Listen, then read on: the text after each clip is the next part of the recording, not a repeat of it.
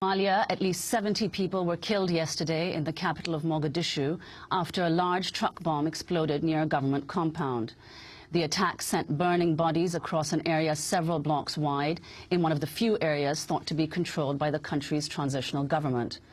The compound housed the Somali cabinet and 8 ministries, including the Ministry of Education. Government meetings were underway inside when the blast occurred, but most of those killed or injured were soldiers guarding the compound or students waiting for the results of scholarship exams. The militant group Al-Shabaab claimed responsibility for the attack. Bashir Abdullahi Noor was the martyr today. Al-Shabaab is behind the attack. We are still in Mogadishu. How else could we conduct such an attack in the heart of the town? Our intelligence agents who went there before the incident confirmed we have not killed students. We killed over 100 people who were spies, soldiers, and security intelligence. The so-called government has started its propaganda. The bomber was a Somali, a resident, and a student who studied at Mogadishu. Somalis, we warn you to keep away from government buildings and military bases as more serious blasts are coming. This was the single most lethal attack by Al-Shabaab since the group launched an insurgency in 2007. White House spokesman Jay Carney strongly condemned the attack, calling it, quote, a despicable and cowardly act. State Department spokesperson Victoria Nuland joined in the condemnation. We obviously condemn in strongest terms this terrorist attack against Somali officials. It's yet another indication, if anyone needed one, of Al-Shabaab's complete disregard for human life, and particularly for Somali life. Friday's attack comes as much of southern Somalia remains under the control of Al-Shabaab. Many in the country blame its refusal to accept Western aid for causing the deadly famine now accompanying a massive drought in the Horn of Africa. The United Nations reports tens of thousands of Somalis have died and close to 1 million could soon starve to death. To talk more about Somalia, we're joined by award-winning investigative journalist Jeremy Scahill. He was recently in Somalia to report 2 pieces for The Nation magazine, the CIA's secret sites in Somalia and blowback in Somalia, a look at how U.S. policy there has helped create a militant Islamist threat. Jeremy is also the author of the best-selling book Blackwater, The Rise of the World's Most Powerful Mercenary Army, and a Democracy Now! Correspondent. Jeremy, welcome to Democracy Now!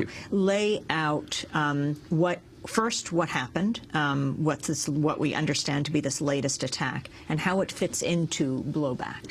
Well, if you recall, in August of this year, there were all of these reports that Al-Shabaab was leaving Mogadishu. And Al-Shabaab, of course, is the militant group that's pledged its allegiance to al-Qaeda and is the only force in Somalia historically that's ever included anything resembling foreign fighters. That was any al-Qaeda presence in Somalia was a force embedded within al-Shabaab, although it was a very small foreign presence. But the U.S. has been infatuated with al-Shabaab as the sort of premier threat facing East Africa. So in August, in the midst of the famine, al-Shabaab announced a tactical retreat from Mogadishu, the capital of Somalia. The African Union, which is funded and armed and trained by the United States, has about 9,000 troops in Mogadishu. The African Union basically declared victory against al-Shabaab. The U.S.-backed Somali government said that, Shabaab's days were over in Mogadishu. And this massive attack not only shows that Shabaab is far from gone, but that it has an ability to inflict tremendous damage and to reap this sort of campaign of terror in Mogadishu that gives lie to the pronouncements of the Somali government and the African Union that they somehow have defeated the insurgency. So, yesterday's attack was as you said, the single most lethal attack in Somalia since al-Shabaab rose up against the Somali government. But in a way, this was predictable that this would happen.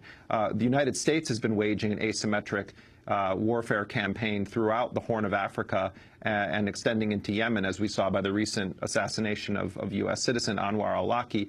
The U.S. has begun building new drone facilities in the region. The Obama administration has expanded drone attacks into Somalia. And so what we're seeing is U.S. Special Operations Forces and the CIA doing these targeted killings. and then al-Shabaab also doing these targeted killings. So this is sort of the new landscape of war. It's all asymmetric warfare. It's not military, uniformed militaries fighting one another. It's these sort of shadow forces from both, what Washington would call a terrorist side of it, and then the U.S. military and CIA side of it. They're both using similar tactics.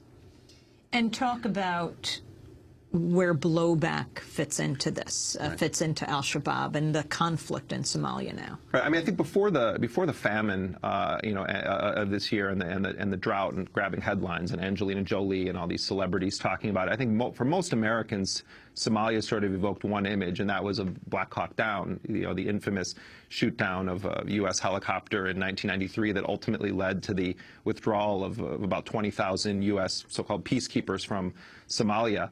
When 9/11 happened, the Bush administration actually had Somalia on a list of countries that it wanted to intervene in directly. There was a sort of ragtag group of Islamist militants there, and the Bush administration was concerned that they were going to give refuge to al-Qaeda members fleeing Afghanistan when the U.S. went in there. But ultimately, the Bush administration decided not to go into Somalia right away. And instead, what it did was to begin waging a proxy war using a network of ruthless warlords. And this network of warlords that were supported by the CIA and U.S. Special Operations Forces after 9/11 had a name that just reeked of CIA involvement. It was called the Alliance for Counterterrorism and the Restoration of Peace. And so these warlords were essentially tasked with hunting down individuals that Washington had determined were al-Qaeda militants or were supporting al-Qaeda. The end result, though, of this program was that these militia leaders, these warlords backed by the CIA, operated as an effective death squad, believing they had the full support of the CIA. The CIA funded them and gave them lists of people to go after. And so they started hunting down anyone that they could accuse of being, or did accuse of being, an Islamic radical. But many of the people that were killed by these CIA-funded warlords had nothing to do with al-Qaeda and nothing to do with any form of terrorism. They were prayer leaders, they were principals at madrasas, religious schools in Somalia, or they were just people that had clan rivalry with the CIA warlords. So, I mean, it's a classic tale that's played out through U.S. history. So these warlords were tasked with hunting down what really amounted to about a dozen people in the estimation of true Somalia experts, former U.S. diplomats that had worked on the country, and they turned it into these sort of killing fields. What happened as a result of that is that regionally throughout Somalia, these Islamic courts started rising up. And they literally were that. They were Islamic courts. They were a form of justice because it was lawless in Somalia. The last time there was a stable government there was 1991. And so these Islamic courts were sort of indigenous movements of religious leaders that were helping to mediate land disputes or implementing some form of a criminal code. And many people, while they were, these courts were very pronounced Sharia court practitioners, brought some semblance of stability to the various regions where they established these courts. Well, the CIA and the U.S. military began to grow concerned that Somalia was becoming, a pronounced Islamic republic.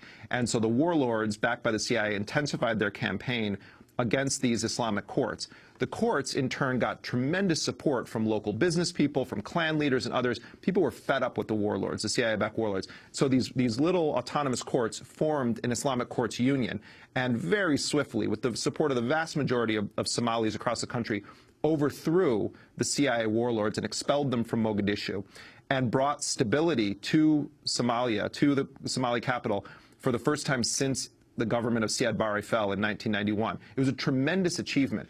The vast majority of the people involved with these courts were not Islamic radicals, were not supporting al-Qaeda. There were 12 courts. They largely represented Somalia's clan-based system of governance and decision-making. There was a 13th entity within the Islamic Courts Union known as al-Shabaab. They were tolerated by people within the courts. They were viewed as sort of radical outside of the mainstream of Somali society. There's not a historic Islamic radical tradition in Somalia.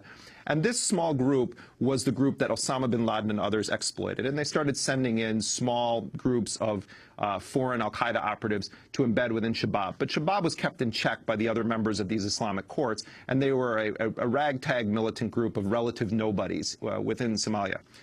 In 2006, then, General John Abizaid, the head of U.S. Central Command, gives the green light to the Ethiopian military. Ethiopia and Somalia, sworn enemies, have fought multiple wars to invade Somalia, 30, 40,000 troops, backed by U.S. air power, the CIA, and the Joint Special Operations Command. They go in and they overthrow the Islamic Courts Union, the only government that was able to bring any stability to Mogadishu in a long, long time. And they start killing the leaders and forcing them on the run and rendering them to Djibouti, where the U.S. has a major base. And Somalia then turns into, once again, a state of utter chaos. Within the context of the U.S. dismantling the ICU, you have al-Shabaab, this relatively non-powerful entity, become the vanguard of the fight against the United States and the Ethiopians, who everyone viewed as a proxy for Washington. So they took this group of nobodies, who were the smallest player within this revolution within Somalia, and turned them into the premier vanguard. And al-Shabaab very swiftly started to capture territory throughout rural Somalia and to wage a very successful, violent insurgency against the U.S.-backed transitional federal government. And that has been the state of affairs since 2007. Shabaab control far more territory in Somalia than the U.S.-backed government. And so you can say that Shabaab would not have existed in its current form had the United States not backed those warlords, had they not overthrown the only real indigenous, popular group of people to govern Mogadishu. This would not be happening. The bombings that we're seeing today would not be happening. Shabaab would not be in control of as much territory in the country as they are. Can you explain, though, Jeremy, because it seems as though, you mentioned it in your article as well, that what the U.S. has done, counterinsurgency operations in Somalia, are not dissimilar to what the U.S. did both in Iraq and Afghanistan, that is, supporting particular warlords against others. Despite the repeated failure of this strategy, why do they continue to pursue it? Well, I mean, I think, anyone who pretends to understand why the United States does anything, going back to Central America, the overthrow of various governments, the supporting the Mujahideen, there's short-term objectives trump the day. There's very little long-term strategizing. And so, if you look at the support for the Mujahideen in Afghanistan fighting the Soviet occupation, the U.S. goal was to expel the Soviets. And so it was future blowback be damned. And so you support all these people, and, well, lo and behold, it comes back to haunt us on 9/11 and at other periods. In Iraq, the United States did something very similar. It overthrew the Sunni-dominated government of Saddam Hussein, and then Paul Bremer fires the entire, Iraqi military and military leadership, only to then a couple of years later have to come back and hire those very Sunnis to fight against what they perceive to be, an al-Qaeda campaign inside of Iraq. So, the bottom line here is that not only did the U.S. support these proxy forces and these CIA warlords and give rise to Shabaab, but the people now that Washington is working with are the very people who formed the Islamic Courts Union that the U.S. overthrew. So they're now backing some of the most notorious warlords that were affiliated with the Islamic Courts Union. In fact, the president of Somalia, Sheikh Ahmed, was the chairman, the head of the Islamic Courts Union, overthrown by the U.S. You can go online and see pictures of him shaking hands with Hillary Clinton celebrating him as a partner in the fight against terrorism. I could show you clips of Sheikh Ahmed calling for jihad against the United States. So, what goes around comes around. The United States has a confused policy in Somalia that has primarily benefited the countries of the African Union that have a military campaign going in Somalia and the Islamic radicals from al-Shabaab. Those are the beneficiaries of U.S. policy. Inda Ade, talk about who he is. Right. In my piece, Blowback in Somalia, I sort of profile 4 different warlords that have played a major role in both Somali history and in the current situation.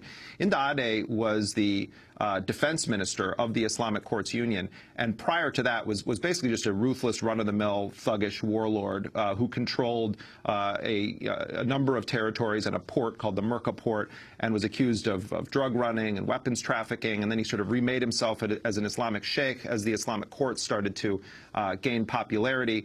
And he was one of the people that was leading the fight against the U.S.-backed Ethiopian invasion, and he realized after the Islamic Courts Union had been overthrown that he either needed to cast his lot with al-Shabaab and join the insurgency against the U.S.-backed Ethiopian invasion and the U.S.-backed government, or he needed to flip sides. And so what he did was he flipped sides, and he is now a 3-star general in the Somali military. By some estimates, he's the highest-ranking military official now in Somalia.